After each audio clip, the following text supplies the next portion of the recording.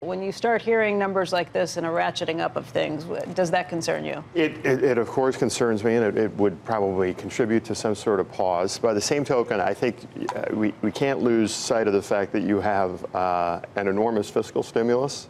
And until this morning, we lamped the fiscal stimulus at about $800 billion for this year, and the amount of tariffs at about $80 billion. So it was about 10 to 1.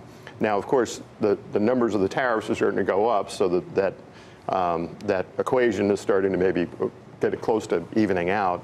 But I do think, given the fact that you have a lot of fiscal stimulus in the U.S. economy, it actually gives the U.S. more negotiating power to the extent to which the U.S. economy, and the front cover of the Journal today. Lead story in the Journal this morning is the fact that the U.S. is leaving everybody else behind. The U.S. is kind of leaving everybody else behind. So and I know this makes people feel very uncomfortable, but I think this is just the way a commercial real estate guy does trade.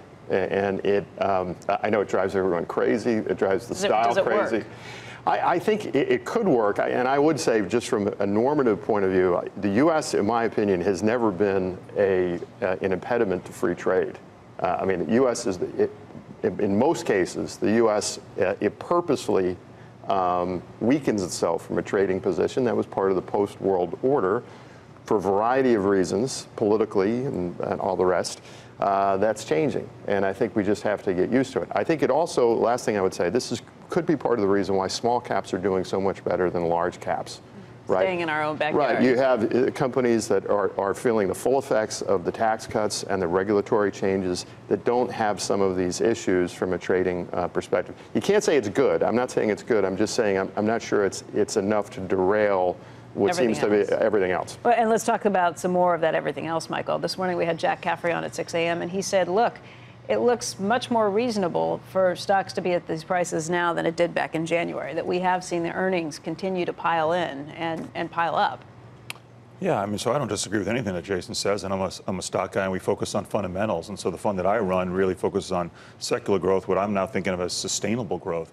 And it's the big changes that are going on, and you've heard the term, and Mark Benioff uses it, digital transformation.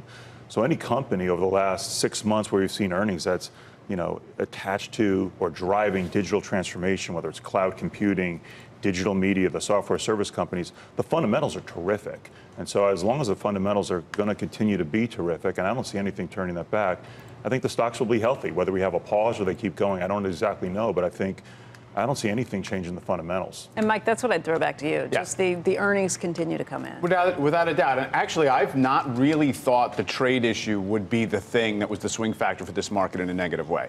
It's an excuse. It's a distraction, I think, for most CEOs and for most investors. It's a little bit of an annoyance. But guess what? It came along at a moment when we were all talking about, is the economy going to overheat? Are we going to be basically having this runaway growth? The stimulus that Jason talks about is one of the big offsets. Another big offset is $1 trillion in cash that companies are going to kick to investors this year through dividends and buybacks. Right. And all that stuff together, I think, nets out to the positive.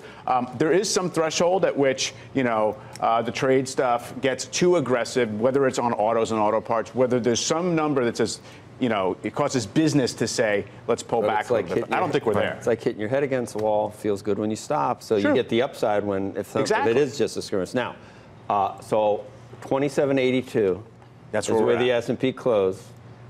But we're going to be down 10 today, so I'm not giving you 2782 for your pause. Sure. 2772. You can't take this 10. You knew it was going to be down. We'll take 930s. We'll take No. We're doing 2772 is where you're in at the for the pause. Okay. Yep. Is that fair? Not 27. I've sold calls on the market at 2782. How's that? We don't say that. We don't do any of that stuff. But it does make it more interesting when we follow things. Yeah. Okay. 20. So I'm not giving you 2782. I see. I know. Figure it out. I know how you already got your pause working before it even opens today. Jason, quick last word you'd say to people here.